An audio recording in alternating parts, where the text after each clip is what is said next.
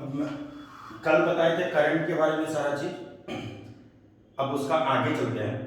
अब आता है करंट का लॉ।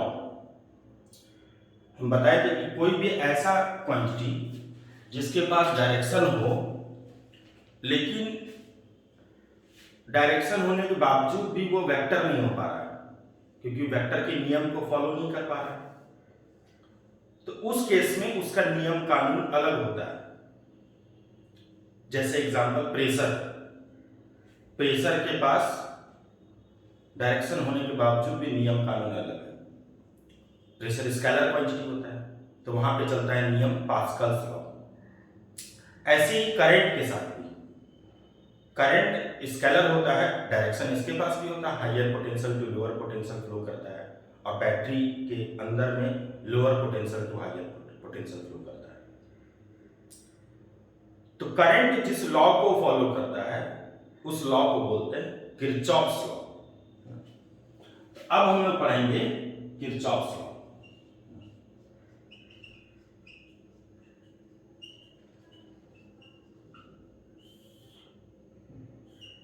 क्या कहता है किरचॉफ्स लॉ, है ना। इसका स्टेटमेंट हम बाद में लिखाएंगे, पहले समझा देते हैं पूरा, है ना। हम लिखा देंगे। सबसे पहले कहता है कि अगर कोई भी जंक्शन है, तो जंक्शन किसको बोलते हैं? जंक्शन उसको बोलते हैं जिस भी स्टेशन पर अगर एक से अधिक रूट से अगर ट्रेन आता है तो उसको जंक्शन बोलते हैं। जैसे फॉर एग्जांपल भागलपुर। भागलपुर क्या है? जंक्शन है। क्यों भागलपुर जंक्शन है? क्योंकि यहां पर क्या है, एक इस साइड से ट्रेन आ रही है जो पटना रूट से आ रही है, एक चला गया बांका रूट में, बांका देवघर ये सब चला गया, एक चला जाता है कहलगांव। तो भागलपुर एक ऐसा स्टेशन है जहां पर एक से अधिक रूट डाइवर्ट हो रहा है, अलग अलग जगह जा रहा है, इसलिए भागलपुर को क्या बोल दिया गया? जंक्शन बोल दिया गया। लेकिन अगर कोई ऐसा जगह है जहां पे सिंगल रूट है, जैसे फॉर एग्जांपल सुल्तानगंज, बहुत फेमस जगह है। सुल्तानगंज में क्या है कि एक ही रूट से ट्रेन आता है, ये पटना से आया और इधर भागलपुर चला गया, तो यहां पे कोई रूट डाइवर्ट नहीं हो रहा है। तो चूंकि यहां पर कोई रूट डाइवर्ट नहीं हो रहा है, इसलिए सुल्तानगंज जो है वो क्या कहलाएगा? स्टेशन कहलाएगा, जबकि भागलपुर क्या कहलाएगा? जंक्शन कहलाएगा। तो जंक्शन समझ में आया सभी को कि जंक्शन किसको बोलते हैं? अब यहां पे किरचॉफ्स लॉ में एक स्टेटमेंट में जंक्शन आएगा, पॉइंट वाइज समझाते हैं। अब कैसे काम करता है करंट? तो जैसे ये फॉर एग्जांपल एक हॉलो पाइप है, एक खाली पाइप है ना, और उसके अंदर मान लो ढेर सारा बॉल तुम रखती है, इस तरह से ढेर सारा बॉल है। तो for time being total number of balls जो है वो एज्यूम कर लो 50 है। कितना टोटल बॉल है? 50 इसके अंदर। एक एग्जांपल ले लो। अब सारा पैक है। अब जैसे ही तुम एक नया बॉल यहां से डालोगे, एक बॉल डालते हैं, अच्छा बॉल को डालने में समय तो लगेगा, तो मान लो 1 सेकेंड लगा उसको, 1 बॉल पर सेकेंड, 1 सेकेंड में 1 बॉल डालो। तो जैसे ही तुम यहां से बॉल डालोगे तो ये पक्का है, जैसे डालेंगे इधर से तुरंत क्या हो जाएगा? बाहर निकल जाएगा, तुरंत निकल जाएगा। अगर 1 सेकेंड में 2 बॉल डालते हो, मान लो थोड़ा सा स्पीड बढ़ा दिए, 2 बॉल डाले, तो ये पक्का है कि इधर से जो बाहर निकलेगा वो 2 बॉल निकलेगा। एक चीज यहां पे सबसे इंपॉर्टेंट बात क्या है कि अगर इस पाइप में, इस हॉलो पाइप में, इस खाली पाइप में अगर पहले से बॉल का संख्या 50 था, 50 था। तो जब तुम नया बॉल अगर डाल रहे हो तो क्या इसके संख्या में कोई बदलाव है? तो आएगा जवाब नहीं। क्यों नहीं है जवाब इसमें चेंजेस? क्योंकि जैसे हम लोग नया बॉल एंटर करते हैं तो क्या होता है, उसी इंस्टेंट, उसी क्षण यहां से दूसरा बॉल गिर जाता है। यानी एक तरफ से एंट्री करेंगे तो तुरंत उसी टाइम क्या होता है, एग्जिट होता है। ऐसा कभी नहीं होगा कि दो बॉल डाले हैं, एक बॉल निकल गया है, एक बॉल फंस गया है, ऐसा कभी नहीं हो सकता है। तुम जैसे यहां से एंट्री करोगे इधर से क्या होगा, एग्जिट होगा। तो इसको बोलते हैं इनपुट। ये क्या हो गया, इनपुट हो गया। ये क्या हो गया, आउटपुट हो गया। यानी एक तरह से जितना इनपुट है उतना ही क्या होगा, हर समय आउटपुट होगा। इनपुट बराबर आउटपुट। और जहां पर इनपुट बराबर आउटपुट होता है उसी को बोलते हैं क्लोज लूप। और जहां पे इनपुट बराबर आउटपुट नहीं हो पा रहा है इसका मतलब वो है ओपन लूप, है ना। तो यहां पे ये इसलिए हम लोग बोलते हैं करंट जो होता है वो क्लोज लूप में फ्लो करता है, क्योंकि वहां पे इनपुट बराबर क्या होता है, आउटपुट होता है। तो सेम ऐसे जैसे ये पाइप है और इसके अंदर बॉल है, तो सेम अगर मान लो यहां बॉल के जगह इलेक्ट्रॉन होता, तुमको पता है कि कोई भी वायर में इलेक्ट्रॉन पहले से होता है, तुम तो लाते नहीं कहीं से। फॉर टाइम बीइंग एज्यूम कर लो इसके पास टोटल नंबर ऑफ इलेक्ट्रॉन्स, है ना, कितना है, 50। कितना इलेक्ट्रॉन है टोटल इसके पास, 50 है। इसका मतलब अभी इसके पास चार्ज कितना है, 50 इलेक्ट्रॉन इस तार में है। इसका मतलब पक्का है कि इसके पास चार्ज जो होगा वो 50 इंटू 1.6 इंटू 10⁻⁻⁹ इतना इलेक्ट्रॉन है इस तार में। अब जैसे ही तुम नया इलेक्ट्रॉन डालते हो एनर्जी दे करके, है ना, बैटरी का काम यही होता है। अब मान लो 2 इलेक्ट्रॉन डाल रहे हैं और उस इलेक्ट्रॉन को डालने में 1 सेकेंड लगेगा, समय तो लगेगा। लेकिन जैसे ही यहां से 2 इलेक्ट्रॉन घुसा, एंट्री किया, हम क्या देखते हैं, उसी इंस्टेंट, उसी पल 2 इलेक्ट्रॉन बाहर निकल गए। अब तुम यहां पे खड़े हो जाओ, तो जब तुम इलेक्ट्रॉन डाल रहे हो तो क्या इलेक्ट्रॉन सब आगे बढ़ रहा है कि नहीं बढ़ रहा है? तुम कल सिखाए थे नेक्स्ट प्रीवियस क्लास में कि इलेक्ट्रॉन अगर चलता है तो उसी को काउंट करना है, उसी को करंट बोलते हैं। तो यहां से क्या हो गया, जैसे ही 2 इलेक्ट्रॉन डाले उसी इंस्टेंट क्या हो गया, 2 इलेक्ट्रॉन निकल गया। मतलब ये पक्का है कि इनपुट बराबर क्या होगा, आउटपुट होगा। और the rate of flow of charge, उसी को क्या बोलते हो, करंट बोलते हो। इसका करंट कितना है, 2 इलेक्ट्रॉन पर सेकेंड। तो आउटगोइंग करंट भी कितना है, 2 इलेक्ट्रॉन पर सेकेंड। तो कहता है कि जितना इनकमिंग करंट होगा उतना ही हर समय क्या होना चाहिए, आउटगोइंग करंट होगा। ये बेसिक लॉ है किरचॉफ्स का। इनकमिंग हर समय किसके बराबर होगा, आउटगोइंग। ऐसा कभी नहीं हो सकता है कि अगर 2 की जगह 20 इलेक्ट्रॉन डाल रहे हैं तो ये पक्का है कि 20 इलेक्ट्रॉन बाहर निकलेगा, ये भी पक्का है। 20 इलेक्ट्रॉन डालेंगे तो 20 इलेक्ट्रॉन निकलेंगे। जितना इनकमिंग होगा उतना ही आउटगोइंग होगा। अब सबसे इंपॉर्टेंट पार्ट क्या है ना कि इसके अंदर जितना इलेक्ट्रॉन का संख्या था उसमें कोई परिवर्तन नहीं होगा। 50 इलेक्ट्रॉन पहले था तो 50 इलेक्ट्रॉन बाद में भी रहेगा, तुम चाहे एंट्री करो या ना करो, क्योंकि अगर तुम डाल रहे हो तो तुरंत तो बाहर निकल रहा है। यानी इसका संख्या क्या है, कांस्टेंट है। इसलिए लोग बोलते हैं कि चार्ज जो होता है इसमें कांस्टेंट होता है किरचॉफ्स लॉ में। इसलिए Kirchhoff's law conservation of charge पे बेस्ड होता है ना, क्योंकि संख्या क्या देख लो, कांस्टेंट है। 50 को 50 इलेक्ट्रॉन एज इट इज हो जाता है। तो ये यहां पे हम लोग इसी चीज को सीखेंगे, है ना।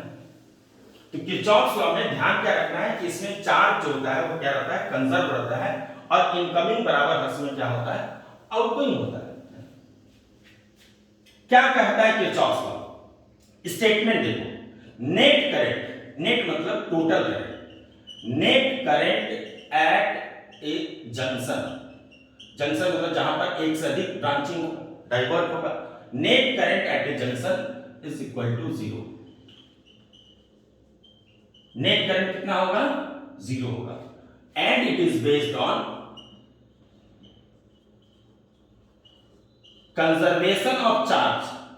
किस पे बेस्ड है, ये बड़ा इंपॉर्टेंट लाइन है कि अगर तुमसे पूछा जाए कि किरचॉफ्स लॉ जो है वो किस पे बेस्ड है, तो कंजर्वेशन ऑफ चार्ज। लेकिन किरचॉफ में दो नियम आएगा, एक किरचॉफ करंट जिसको किरचॉफ फर्स्ट लॉ बोलते हो, और एक आएगा किरचॉफ वोल्टेज लॉ।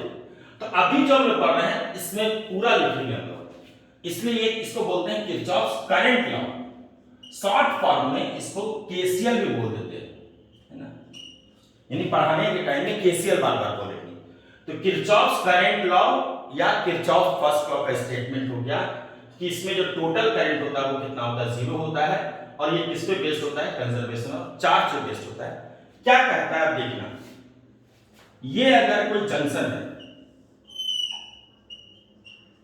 जंक्शन तुम घर में भी देखा होगा, जैसे ये पाइप से तार गया है, अब नीचे एक तार निकाल दिया है, कुछ तार सीधे गया कुछ नीचे निकाल दिया, तो जो बीच में पॉइंट है उसको जंक्शन बोलते हैं, है ना। तो ये जो जंक्शन है उसमें क्या कहता है कि जितना है यहाँ पे, अगर मान लो इधर से करंट आ रहा है फॉर एग्जांपल 4 एम्पियर, इधर से करंट आ रहा है 3 एम्पियर, इधर चला गया करंट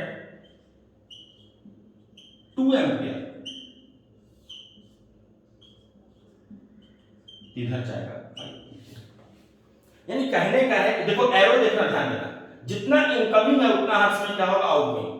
तो इनकमिंग कितना है 4 एम्पियर, इधर से कितना आ रहा है 3 एम्पियर, तो 4 + 3 कितना होगा 7 एम्पियर अगर इनकमिंग है तो आउटगोइंग भी 7 होगा। देखो इधर 2 है और इधर कितना 5 है, यानी जितना इनकमिंग होगा उतना हर्ट्ज में क्या होगा, आउटगोइंग होगा। ऐसा कभी नहीं हो सकता है कि यहां पर करंट है, मतलब हम ये कहना चाह रहे हैं कि 4 + 3 7 हुआ इनकमिंग, तो ऐसा कभी ना हो कि 2 और इधर 4 हो जाएगा और 1 बच जाएगा, ऐसा कभी नहीं होता। जितना इनकमिंग है उतना क्या होगा इसमें, आउटगोइंग, जितना आया है उतना जाना होगा। इसका मतलब यहां पर अगर तुमसे पूछे कि बताओ जंक्शन पे कितना करंट रह गया, तो कुछ नहीं रह गया। इनकमिंग हर्ट्ज में किसके बराबर होगा, आउटगोइंग। यानी इस जगह नेट करंट कितना होता है, जंक्शन पे 0 होता है ना, यही करता है। कहां पे नेट करंट जंक्शन पे क्या होगा, ये समेशन का सिंबल है, जंक्शन पे 0 होगा। तो स्टेटमेंट के अकॉर्डिंग क्या कहा गया, net current at a junction कितना होगा, 0। जंक्शन पे नेट करंट कितना होगा, 0 होगा। अच्छा, करंट का डेफिनेशन प्रीवियस क्लास में बताए थे, क्या होता है, delta Q by delta T। तो तुम बोल सकते हो क्योंकि नेट करंट 0 से I का होता है delta Q by delta T, ये क्या होगा 0, तो डेल्टा Q इक्वल टू क्या हो जाएगा 0 इनटू डेल्टा T। और 0 को किसी भी चीज से गुना करोगे तो क्या होगा 0, और डेल्टा Q अगर 0 हो गया तो इसका मतलब Q क्या हो जाएगा, कांस्टेंट। इसको एक बार समझा भी देते हैं, किसी का भी परिवर्तन चेंजेस, डेल्टा Q मतलब चेंजेस, किसी का भी परिवर्तन अगर 0 है इसका मतलब वो टर्म कांस्टेंट है। जैसे एग्जांपल, अगर मान लो इनिशियल चार्ज है 10 कूलम और फाइनल चार्ज भी है 10 ही कूलम, तो तुमसे पूछेंगे बताओ तो चेंज इन चार्ज कितना होगा, तो चूंकि जितना पहले था उतना ही बाद में, इसलिए चेंज इन चार्ज क्या हो जाएगा 0। इसी के वाइस वर्सा तुम इसको उल्टा के भी तो बोल सकते हो कि अगर चेंज इन चार्ज 0 है इसका मतलब हम कह सकते हैं कि जितना पहले चार्ज था उतना ही बाद में भी चार्ज है। अगर इनिशियल टेंपरेचर 30 डिग्री, दूसरा एग्जांपल, और फाइनल टेंपरेचर भी 30 डिग्री सेंटीग्रेड, इसका चेंज इन टेंपरेचर कितना होगा 0। तो तुम कह सकते हो कि अगर चेंज इन टेंपरेचर 0, इसका जितना पहले टेंपरेचर था उतना ही बाद में भी। यहां पे वही चीज है, क्या बोला गया, नेट करंट जंक्शन पे क्या होगा 0 होगा। I इक्वल टू क्या होता है delta Q by delta T, so that delta Q by delta T equal to 0, so delta Q equal to 0 into delta T, 0 into something is 0, so delta Q equal to 0 then Q equal to constant. तो इस पे क्या हो गया, ये समझ में आ गया यहाँ पे। तो इसका मतलब ये क्लियर हो गया कि ये किस पे बेस्ड है, कंजर्वेशन ऑफ चार्ज पे बेस्ड है। तो स्टेटमेंट याद रखना है और एग्जामिनेशन में ये डायग्राम जरूर बनाने की कोशिश करो, और यहां से यहां लिख लिया करो, तो क्या होगा हमको समझ में सारा चीज आ जाएगा। जो टीचर होंगे जो चेक करेंगे कॉपी, उनको क्लियर होगा। तो ये हो गया किरचॉफ्स करंट लॉ का। अब इसका यूजेस क्या है, किरचॉफ्स करंट लॉ का यूज होता है करंट को बांटने में, करंट को डिस्ट्रीब्यूट करने में, है ना। करंट जो बढ़ता है सर्किट में वो किरचॉफ्स के नियम से बढ़ता है ना। तो स्टेटमेंट याद रखना है सभी को, है ना, इंपॉर्टेंट भी है। तो अब आते हैं हम लोग नेक्स्ट, इसका एप्लीकेशन यानी इसका यूजेस, क्या यूज करेंगे।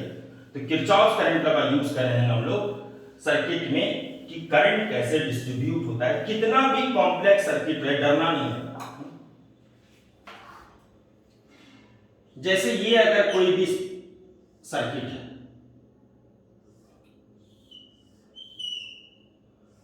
तो ये ओरिजिनल, ये बैटरी बना दी, एक प्लस और एक माइनस।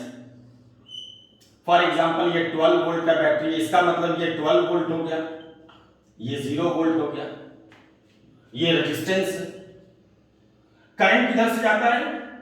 बैटरी के बाहर हाइयर से लो। एरो जरूर देना है, एरो का बड़ा इंपॉर्टेंट रोल होगा आगे। और फिर बैटरी के अंदर भी जाता है, किधर से किधर, लोअर से हाइयर। ये इसका एकदम फिजिकल डायग्राम हो गया।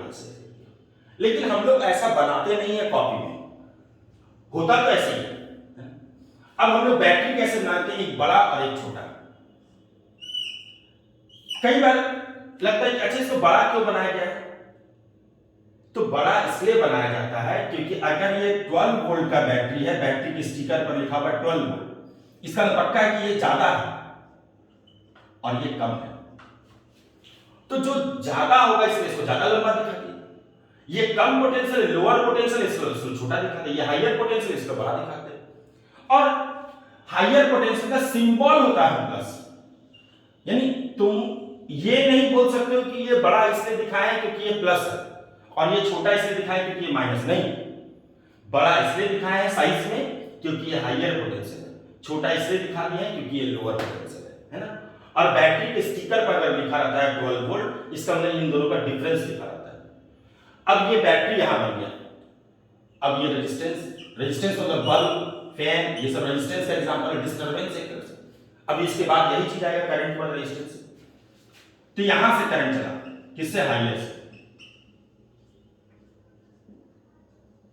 लेकिन इन दोनों के बीच का गैप इतना कम बनाते हैं हम लोग कॉपी में कि यहां पे दिखाना उचित नहीं लगता। वैसे हम दिखा दिए हैं कि तुम दिखाने के लिए अगर कोई करेगा तुम दिखा सकते हैं, लेकिन यहां पे हम लोग दिखाते नहीं नॉर्मली। करंट किधर से जाता है? तो for outside the battery current flow from higher potential to lower potential, and for inside the battery current flow from lower potential. यानी यहां पे ये चीज क्लियर है कि कहीं पे भी अगर तुम खड़े हो जाओ तो जितना आउटगोइंग है देखो पीछे से फिर से उतने आ जाता है। यहां पे भी खड़े हो जाओ, जितना इधर से जब पीछे से फिर से उतना आ जाए। कहीं पे भी खड़े होकर देख लोगे तो जितना आउटगोइंग है उतना हर समय क्या होता है? इनकमिंग होता है। तो इसलिए करंट का बोलते हैं, करंट हर समय क्लोज लूप में फ्लो करता है ना, ये चीज है।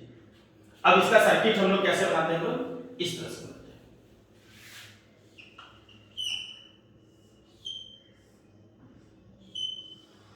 ये 12 वोल्ट का बैटरी, फॉर एग्जांपल ये रेजिस्टेंस 4 ओम, करंट फ्लो कर रहा है इस तरह से।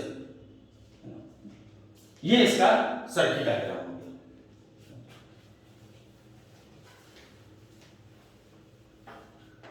तो ये जो करंट का डिस्ट्रीब्यूशन किए, ये किस नियम से कर रहे हैं? किरचॉफ करंट लॉ के नियम से कर रहे हैं। अब यहां पे एक प्रश्न उठता है कि अगर तार टूट जाएगा तो क्या होगा, है ना? कहीं पे भी किसी भी जगह अगर तार टूट जाता है तो क्या होगा? जैसे ये तार टूट गया तो क्या करंट फ्लो करेगा या करंट यहां आकर के बैठा रहेगा? तो इसका जवाब एकदम ध्यान से सुनना। तार अगर टूट जाता है तो अभी थोड़ा देर पहले हम लोग पढ़े किरचॉफ का नियम, उसमें कहा गया कि अगर यहां से इसमें पहले से इलेक्ट्रॉन है या पहले से बॉल है, अगर तुम यहां से 2 इलेक्ट्रॉन डाल रहे हो तो ये पक्का है कि इधर से 2 इलेक्ट्रॉन निकलेगा, या अगर इधर से 2 बॉल डाल रहे हो तो इधर से 2 बॉल निकलेगा। ऐसा कभी नहीं हो सकता है कि हम यहां से डालें और इधर निकल ही नहीं रहा है। यानी इनकमिंग और आउटगोइंग हर समय सेम होगा। तो यहां पे अगर तुम बोलते हो कि नहीं करंट यहां से चला और यहां आकर के बैठ गया, आगे नहीं जाएगा, तो ये नियम गलत हो जाएगा, क्योंकि कहता है कि यहां से अगर निकला है तो उसको पीछे से पहुंचना चाहिए। आउटगोइंग जितना होगा उतना इनकमिंग होगा, या इनकमिंग जितना होगा उतना आउटगोइंग होगा। तो ऐसा अगर हो गया तो इसका मतलब इसी नियम को फॉलो नहीं कर पा रहा है, जिस नियम से करंट चल रहा है उसी को नहीं फॉलो कर रहा है। तो आउटगोइंग बराबर इनकमिंग होना चाहिए। तो ऐसा कभी नहीं हो सकता कि करंट यहां तक आए उसके बाद नहीं आए। इसलिए करंट सर्किट में होगा ही नहीं, है ना, यानी यहां से करंट चलेगा ही नहीं, है ना, तो इस सर्किट में करंट फ्लो ही नहीं करेगा, है ना। ये क्लियर हो गया, करंट दिखाना नहीं है तुमको इसमें। अब इसमें एक प्रश्न, कॉमन सा प्रश्न होता है कि अच्छा हम छुएंगे तो क्या हमको करंट मार देगा क्या? अब इसको देखना, पहले तो ये 12 वोल्ट से हटा के 220 वोल्ट कर देते हैं। 12 वोल्ट में करंट हम लोग को उतना, जब करंट घुसता है शरीर में, लेकिन उतना इफेक्टिव नहीं होता है। हमारे शरीर का कैपेसिटी जो है वो 96 वोल्ट लगभग है। तुमको पता ही है कि हार्ट जो है ईएमएफ जनरेट करता है ना, एनर्जी जो जनरेट करता है, इलेक्ट्रिसिटी जनरेट करता है ना हार्ट, है ना। बहुत कोई का यही, अगर हार्ट में अगर कुछ परेशानी होता है तो प्रॉपर वे में ईएमएफ जनरेट नहीं कर पाता है, तो उसके लिए क्या होता है, डॉक्टर उसमें बैटरी लगा देता है, उसी को बोलते हैं पेस मेकर, है ना। मेडिकल लैंग्वेज में उसको पेस मेकर बोलते हैं। पेस मेकर का काम क्या होता है, अगर हार्ट प्रॉपर वे में ईएमएफ जनरेट नहीं कर पा रहा है तो बैटरी की मदद से उतना ईएमएफ जनरेट करके उसको प्रॉपर वे से कंटिन्यू करना है। तो यहाँ पे 220 वोल्ट में हमको इफेक्ट दिखेगा, छुएंगे तो करंट मारेगा। अब यहाँ पे क्या है कि हम तो कभी बोले कि आउटगोइंग बराबर करंट नहीं, लेकिन अगर तुम यहाँ पे टच कर दिए, अगर मेरा हाथ इससे सट गया, है ना, तो जैसे ही मेरा हाथ अगर सटता है, जैसे ही मेरा हाथ सटेगा तो क्या होगा, हमको करंट मार देगा। क्यों करंट मारेगा? क्योंकि हम तो ग्राउंडिंग है, हम तो अर्थ से कनेक्टेड है। और हम बोले कि ये अगर 220 दिखाता है, इसका मतलब ये 220 वोल्ट और ये क्या होता है, 0 वोल्ट होता है। तो इधर देखो, ये 220 और जो 0 इसको यहां से मिलना चाहिए था, वो 0 तुमको अर्थ से मिल गया, तो क्या होगा, करंट सर्कुलेट करने लगेगा, यानी तुमको करंट मारेगा। बल्ब भले नहीं जलेगा इस वक्त, लेकिन अब अगर देखोगे तो बल्ब भी जलना स्टार्ट कर देगा, करंट भी मार देगा। इसलिए कभी भी बोलता है कि नेकेड वायर को नहीं छूना चाहिए, है ना, करंट मार देगा, है ना। रीजन क्या है? क्योंकि हम लोग अर्थ से कनेक्टेड रहते हैं और अर्थ के पास क्या है, 0 वोल्ट है, नेगेटिव का कमी नहीं है, इसलिए 0 वोल्ट बोलते हैं, है ना।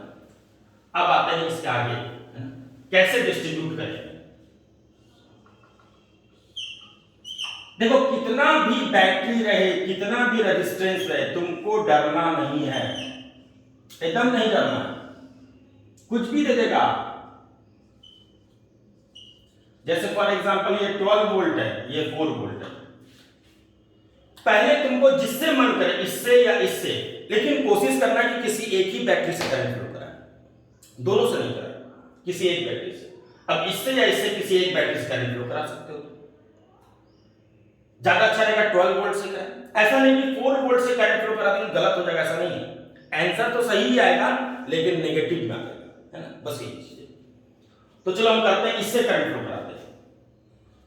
हम एक एग्जांपल ले रहे हैं, चलो मान लो यहां से चला 10 लगा, ये रास्ता है, यहां तक कितना लगाया, 10, यहां तक कितना लगाया, 10। अब यहां पे परेशानी है, लेकिन क्या इस लड़के के पास कोई ऑप्शन है? तो नहीं, कोई ऑप्शन नहीं, तब इसमें होके जाएगा। अब यहां तक कितना लगाया, 10, इसी को बोलते हैं जंक्शन। अब यहां पे एक से अधिक रूट डाइवर्ट हो गया। अब कुछ लड़का इधर जाएगा, कुछ लड़का इधर जाएगा, लेकिन ये पक्का है कि अगर मान लो इधर गया 4 लड़का फॉर एग्जांपल, तो ये पक्का है कि इधर से कितना लड़का जाएगा। देखो एरो जरूर देना है, तो तुमको पता है कि अगर 10 लड़के में से 4 लड़का इधर चला गया तो रिमेनिंग कितना बचा, 6। और वो 6 निकाले कैसे, 10 में से 4 को सबट्रैक्ट किए तो रिमेनिंग आया, यानी इधर से कितना जाएगा, 6 लगा जाएगा। अब देखो इधर से कितना लगा रहा है, 4 लगा। अब इसको नहीं देखना, हम क्या, हमें एक ही बैटरी को फॉलो करना है। इधर से कितना लगा रहा है, 6 लगा रहा है, दोनों मिल जाएगा, फिर से कितना लगा जाएगा, 10। तो क्या जितना आउटगोइंग हुआ उतना इनकमिंग हुआ? हाँ हुआ। इसका मतलब करंट डिस्ट्रीब्यूशन हम लोग सही किए। सेम ऐसे अब देखो, इसको हटाते हैं, यहां से आई, यहां तक कितना आया, आई, यहां तक कितना आया, आई, यहां तक कितना आया, आई। अब इधर मान लो भेज देते हैं I1, किसी तरह भेज देते हैं, इधर या इधर। तो अगर इधर क्या I1, तो ये पक्का है कि रिमेनिंग जो बाकी बच जाएगा वो 10 जाएगा, यानी I माइनस I1। ये 10 था, इधर गया 4, इधर जाएगा 10 माइनस 4। अब उधर से कितना आ रहा है, I1 आ रहा है, इधर से कितना आ रहा है i माइनस i बना रहा है, और दोनों मिल जाएगा कितना हो जाएगा फिर से i। तो यहां से चला i, इधर गया i1, इधर से कितना गया i माइनस i1, दोनों मिल जाएगा फिर से कितना हो जाएगा i हो जाएगा। हम दूसरा और एग्जांपल करते हैं, है ना।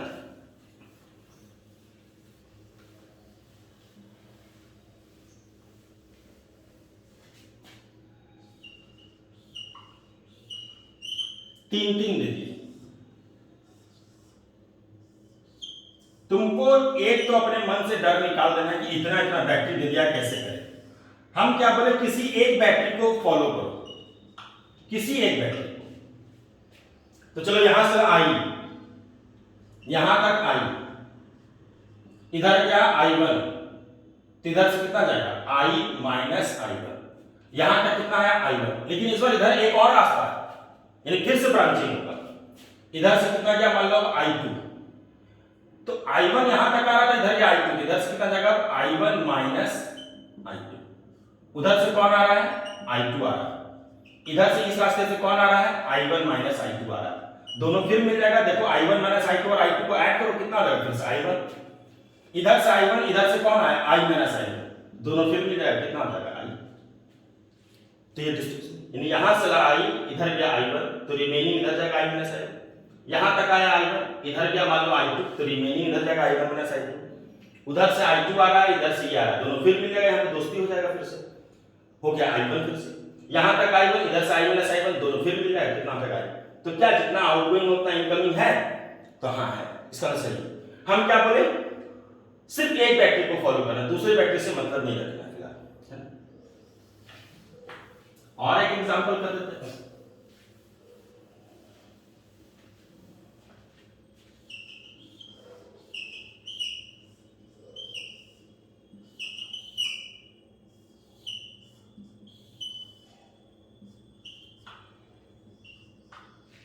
चलो देखो, यहां से आई, यहां तक आई, यहां तक आई। अब इधर दो रास्ता है, इधर या इधर किसी भी तरफ i1 भेज सकते हो। तो मान लो इधर भेज दिया i1, इधर से कितना जाएगा तब i माइनस है, और अगर इधर भेजते i1 तो इधर से i माइनस है। अब उधर से आ रहा i माइनस i1, यहां तक वही आ गया, इधर से आ रहा i1, दोनों फिर मिल जाएगा कितना हो जाएगा i हो जाएगा। तो ये क्या करेंगे, एक क्वेश्चन इस पे जेई में आया था, है ना, किरचॉफ करंट लॉ, है ना, वो क्वेश्चन हम तुमको करा देते हैं।